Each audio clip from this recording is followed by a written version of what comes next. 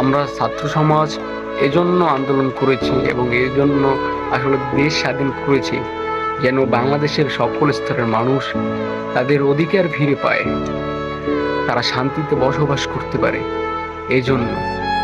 এবং আমরা দেশ স্বাধীন করতেও পেরেছি। এটা শুধুমাত্র ছাত্র সমাজ পেরেছে। আজকে ছাত্র সমাজ দেখিয়ে দিয়েছে ছাত্ররা চাইলে সবকিছুই করতে পারে। এবং এজন্য আমাদের ছাত্র ভাই ও বোনেরা অনেকে জীবন দিয়েছে, ঠিক আছে। তো আজকে যে ভাঙচুর গুলো হইতেছে, আমরা তো এটার জন্য প্রস্তুত না। আমরা ছাত্র সমাজ, আমরা তো এটা চাই না। আমরা তো এটার জন্য তো দেশ স্বাধীন করি নাই। আমরা তো দেশের শান্তি ফিরিয়ে আনার জন্য আমরা আসলে দেশ স্বাধীন করেছি ছাত্র সমাজ। আমরা তো আর নতুন করে আর কারো রক্ত দেখতে চাই না।